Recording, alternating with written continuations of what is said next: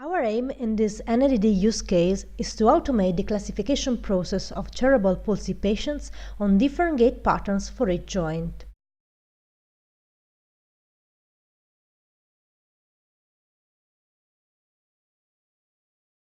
Herein, we show an example of a deep joint in the sagittal plane.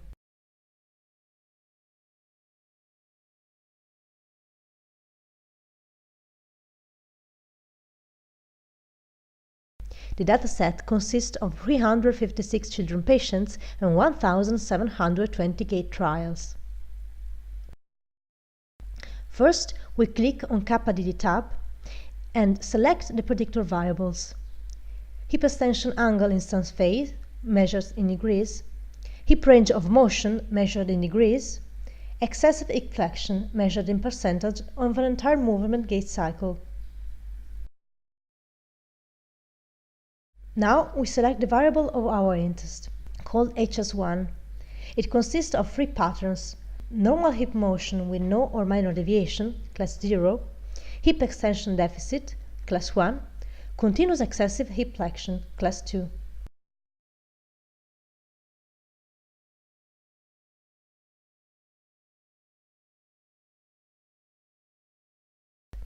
Then, we select the grouping variable for optimizing the validation process by including the entire patient cohort in each validation set. We click on Classification Models, and in the new Create Model field set, we select the method Decision Tree. We choose a cross-validation parameter, 10, a name to save, NADDHS, and finally we train the model to fit the gait data with the command Train Model.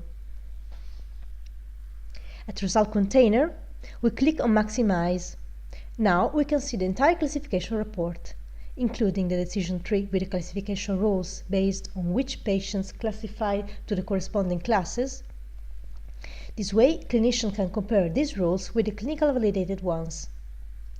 Below, the overall mean accuracy is shown and a detailed table with the classification performances per each class separately. The confusion matrix is also depicted to illustrate the distribution of samples among classes. For instance, in which class the misclassified samples belong according to the train model. Below, a rock chart for each class is illustrated. By clicking on a line, user can see the area under the rock curve, which indicates the discrimination efficacy of the model.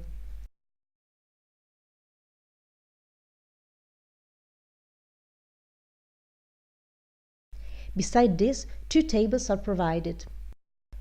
User can select either a trial or a patient to see the posterior probability of the selected sample or patient of belonging to each class. In case of use cases where we have follow-up patient visits, the mean probability with the respective deviation is depicted for a selected patient.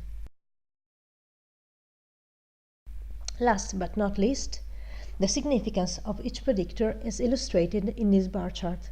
It is measured as a percentage of how much each predictor contributes to the overall prediction accuracy, 88% in our example.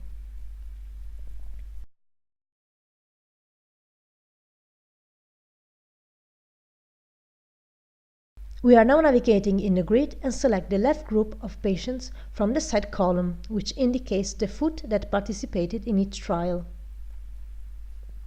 We click on Classification Models and select the Train model.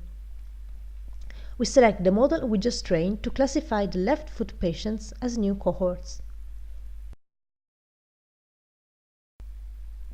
New predictions are ready, and a new prediction column has been added to the grid. We can also compare the prediction with the classification performed by clinicians, if any exist.